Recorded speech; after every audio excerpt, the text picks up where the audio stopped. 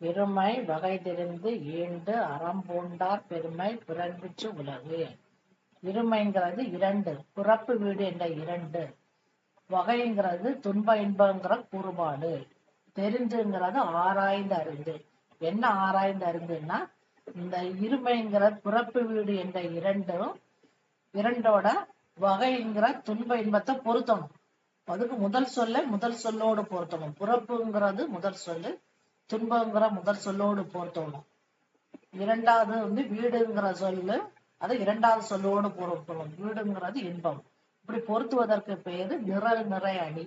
இத தெரிந்துன்னா ஆராயணும். எப்படி ஆராயணும்னா, பிறப்பு எடுத்தாலே துன்பம்தான் தெரிந்து, வீடுங்கிற இறைவனடியோடு சேரும் போது இன்பங்கிறது ஆராய்ந்து பிறப்பு அறக்கணும். எப்படி அறக்குதுன்னா, முதல்ல பிறக்கணும், பிறந்து பிறப்பை ஒழிக்கணும்.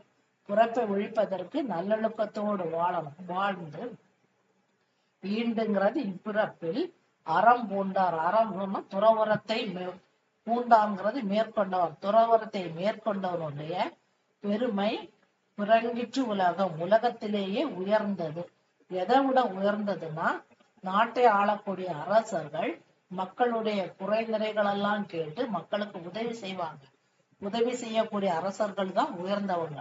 அந்த அரசர்களை விடவும் துறவிகளே உயர்ந்தவர்கள். இருமை வகை தெரிந்து ஈண்டு அறம்பூண்டார் பெருமை பிறங்கிற்று உலகு. பொருள்: இருமைங்கிறது இரண்டு, பிறப்பு வீடு என்ற இரண்டு. வகைங்கிறது துன்ப இன்ப கூறுபாடு. தெரிந்து ஆராய்ந்து அறிந்து. ஈண்டுங்கிறது இப்பிறப்பில்.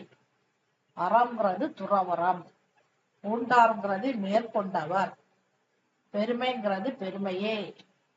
பிறங்கிற்றுலகு உலகத்திலேயே உயர்ந்தது.